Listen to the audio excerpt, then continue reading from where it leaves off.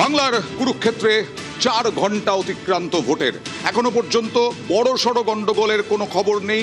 ছোটখাটো গন্ডগোল, বচসা, তর্কাতর্কি। কুমারগঞ্জে দেখুন, কুমারগঞ্জে বিজেপি প্রার্থীর এজেন্টকে বাধা দেওয়ার অভিযোগ, আর তারপরেই দৌড় লাগালেন বিজেপি প্রার্থী কুমারগঞ্জে, দক্ষিণ দিনাজপুরের কুমারগঞ্জ।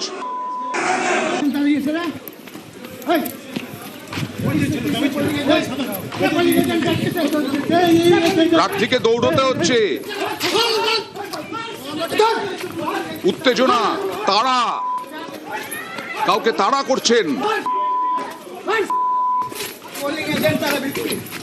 প্রার্থীকে লড়াই করলেও হয় না, ভোটে দৌড়তেও হয়, তাড়াও করতে হয়। কথা বলবো প্রতিনিধি অনুপের সঙ্গে। অনুপ, কেন দৌড় লাগালেন বিজেপি প্রার্থী?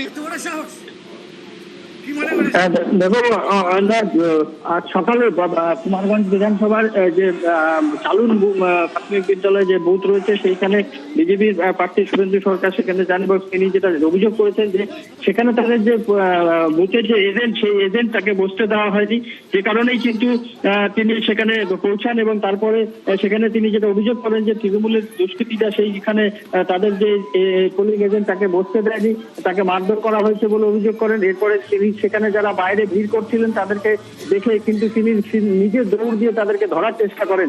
তিনি অভিযোগ করেন যে এখানে কোনো রকম ব্যবস্থা নেওয়া হচ্ছে না তাদের জন্য, সেই অভিযোগও করেন এবং কমিশনে তিনি অভিযোগ দায়ের করেছেন। এই ঘটনায় তিনি সেখানে এই মুহূর্তে ধর্নায় বসেছিলেন যে নির্বাচনী আধিকারিকরা না আসা অবধি সেখান থেকে যাবেন না। এই অভিযোগও তিনি করেন যে তিনি যখন সেখানে পৌঁছান সেখানে দেখেন যে বেশ কয়েকজন সেখানে বুথে জ্যাম করেছিল এবং তাদের যে পোলিং এজেন্ট তাকে সেখানে তৃণমূলের কি দাবি?